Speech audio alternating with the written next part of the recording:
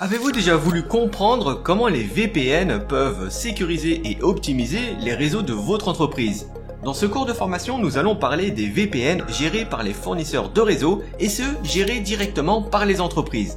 Nous verrons aussi les différences entre les VPN de couche 2 et de couche 3, les avantages des VPN d'accès à distance et site à site, ainsi que les diverses options de sécurité telles que les tunnels IPsec et les VPN grés sur IPsec. Alors êtes-vous prêt ou prête pour maîtriser ces concepts clés afin de renforcer et étendre votre infrastructure réseau?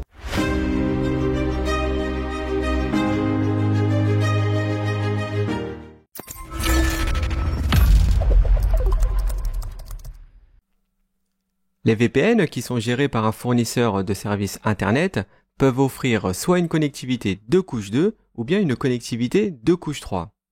Un VPN de couche 2 est utile pour les clients qui exécutent leur propre infrastructure de couche 3 et qui demandent une connectivité de couche 2 auprès de l'opérateur. Dans ce cas, c'est le client qui doit gérer l'ensemble de son routage. L'avantage qu'il a comparé à un VPN de couche 3, c'est que certaines applications ne fonctionnent que si les nœuds réseau sont dans le même réseau de couche 2. Si on se place du côté client, alors on peut imaginer que le VPN MPLS de couche 2 est vu comme un gros switch virtuel. Dans un VPN MPLS de couche 3, un sous-réseau IP bien distinct est utilisé sur chacun des sites clients. Ici, c'est l'opérateur qui prend en charge le routage. Dans ce type de VPN, une relation est établie entre le routeur CE et le routeur PE. Le CE est côté client et PE côté fournisseur.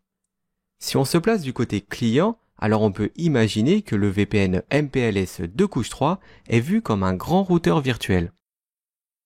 On va maintenant voir le VPN géré par l'entreprise en elle-même. C'est un moyen sécurisé, fiable et rentable pour relier le siège social, les sites distants et les salariés qui travaillent de chez eux. On peut voir un VPN comme un pont entre deux réseaux privés et ce pont est construit sur un réseau public comme Internet.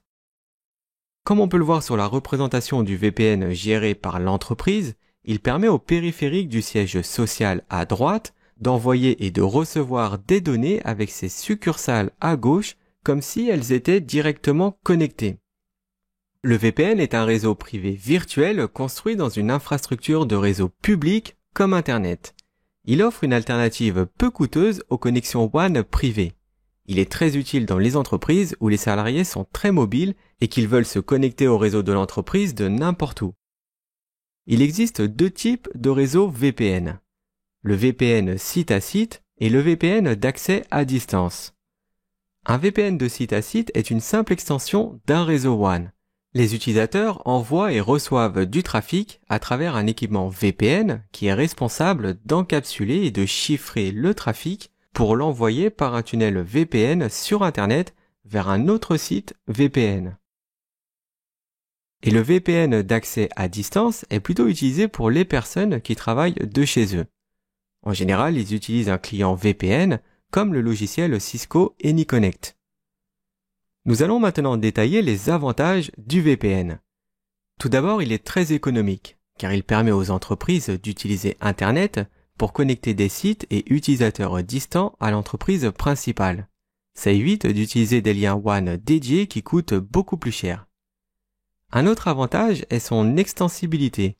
Comme le VPN utilise Internet, il est très facile d'ajouter de nouveaux utilisateurs et ce, sans modifier l'infrastructure. Il a aussi une grande compatibilité, car n'importe quel utilisateur qui dispose d'Internet chez eux peuvent accéder à leur réseau d'entreprise. Et le dernier point est sa sécurité. Aujourd'hui, les VPN fournissent un haut niveau de sécurité en utilisant des protocoles de cryptage et d'authentification pour protéger les données de tout accès non autorisé. Les protocoles les plus utilisés pour cette sécurité sont l'IPsec et le SSL. Nous allons maintenant voir différentes options de sécurité du VPN de site à site. On a le tunnel IPsec qui permet de fournir 4 services de sécurité. On a de la confidentialité, c'est-à-dire que l'expéditeur peut chiffrer les paquets avant de les transmettre sur le réseau. Comme autre sécurité, on a de l'intégrité des données, c'est-à-dire que le récepteur peut vérifier que les données ont bien été transmises sans avoir été modifiées de quelque manière que ce soit. On a de l'authentification et une protection anti-replay. Ce dernier permet de vérifier que chaque paquet est unique et n'a pas été dupliqué. Si des paquets arrivent en retard ou sont en double, alors ils seront automatiquement supprimés. Une autre option de VPN site à site est le VPN Grey sur IPsec. Bien que l'IPsec fournit une méthode sécurisée pour le tunneling des données sur un réseau IP, il a tout de même certaines limites. Par exemple, il ne prend pas en charge le multicast et les broadcasts, ce qui empêche d'utiliser certains protocoles, comme ceux du routage par exemple. C'est pourquoi le protocole Grey a été créé. Avec lui, il est possible d'exécuter des protocoles de routage sur IPsec. Un dernier protocole qu'on va voir, beaucoup moins connu, c'est le DMVPN de Cisco. C'est un VPN dynamique multipoint qui permet de faire des tunnels IPsec et Grey directement entre les routeurs. Il supporte les protocoles de routage OSPF, EIGRP et BGP.